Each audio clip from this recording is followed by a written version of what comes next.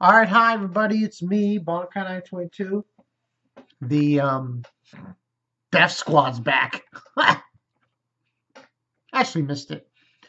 Um, Taizai chapter review. Just read it. Press hot off the presses. The episode I will try to get to.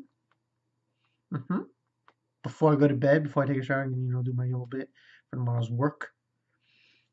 Yeah, and tomorrow night I will. Got a grilling from Nostradamus. He's like, "Come on, man, I've been on." So yeah, tomorrow night I will do a Toriko live stream, seeing as how I did a live stream on Saturday again. But yeah, this Taizai chapter review. Taizai chapter. 115. Back to the Nightmare. Mostly action. Which was duly noted. This was pretty crazy. Pretty much what we had in this chapter. We had Meliodas and everybody on the flying pig. Hey, when people say when pigs fly, they're showing this chapter. And you said when pigs fly, here you go, there's a pig flying. But yeah, basically they're on the mama pig, they're flying in the air, and you see the giant. I have to say, Meliodas basically referenced it as a golem. And he said it was Albion. That was the name of it. His face doesn't look that menacing. I mean, there's this one part where I'm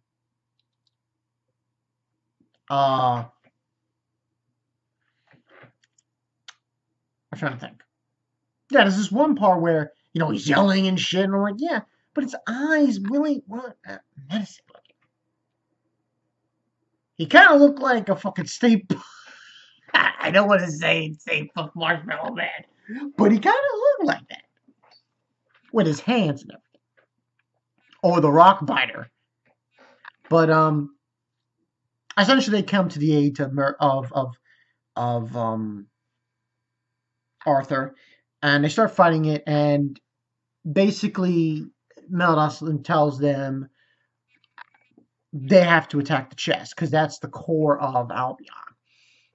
And Merlin's up on the pig, and she's basically creating a barrier. She's doing all this crazy shit.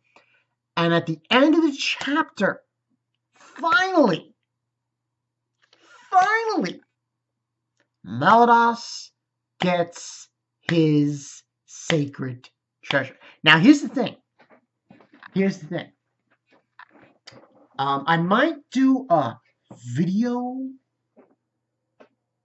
this coming weekend on this. When he gets his sacred treasure, and his sacred treasure, from what I understand, is called, let me just go here real quick. I believe it's called Lost Vein. Here's the thing. The treasure looks menacing. I mean, it's pretty much a sword, but you take a look at it, and you know what it reminded me of? Do you guys remember Hellbram? Who doesn't? But not Hellbram as a fairy, the other Hellbram. And we had his sword. This sword looks a lot like that one. Now, I don't know what this means, if it has anything to do with the fact of Meliodas' connections to the demon clan and everything else, but it looked very familiar to Hellbram's, the human Hellbram when he was in human form. He had a sword, and it was very similar to the one that Meliodas possesses right now, that was given to him by Merlin. Apparently, he sold it in Camelot 10 years ago. and Merlin is giving it back to him. Now, also, which was interesting with this chapter is Merlin said, "I'm not giving you that back yet," and I was like, "Okay, what is the other thing?" She didn't specify in this chapter, but she did give him back his sacred treasure, which is the lost vein. The other thing that she's hiding, she's still like, she's keeping something that she needs to give to Meliodas. And I'm like, oh, very intriguing. This chapter is very intriguing. The ending of it. A lot of mystery going on here with Merlin and Meliodas with what she has that she needs to give back to him. But she gave one thing back, his sacred treasure.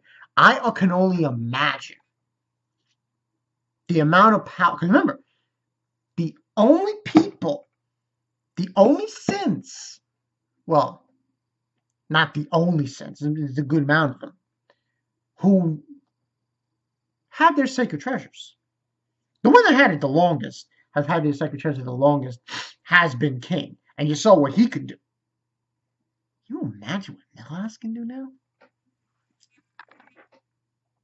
With his sacred treasure now? Forget about it. Forget about it. It's going to get sick. Next week's chapter? Shh. It's going to be bedonkulous. And I think they don't say what next week's chapter is called, but it says next time, cover pages, an interview with Kajiyuki, Sora, and Suzuki Nakaba, the mangaka, and so on and so forth.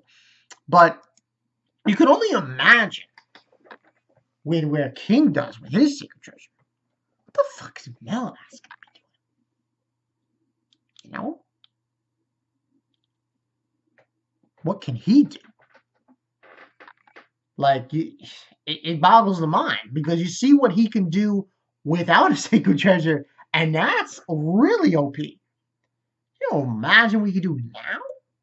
Especially when you consider what the other sins were able to do. Diane with her sacred treasure, King with his sacred treasure. I mean, Bond, we haven't seen much with his sacred treasure, which was those nunchuck things. We've seen him fight Meliodas with it, but that's about it.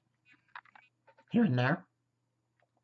And then also you've got Galther, who's a doll. But it's very, very intriguing to note. And yeah, we'll see what happens. I mean, I personally believe this sword, Vein, Lost Vein, it seems to me very demonic. And for good reason. He is part of the Demon Clan. At least that's what it seems to be. So this should be very interesting for next week. I'm looking forward to this coming chapter. Also, rating wise, 5 out of 5. And now that giant, I'm sorry, but he looks like the Stay Puft Marshmallow Man with the whole arms, the hands, and the feet.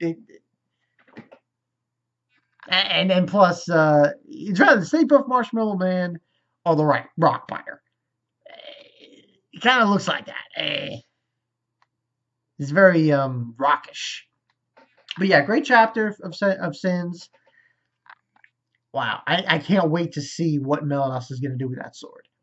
It is going to be redonkulous. So yeah, that's the story, people. Bankai 922.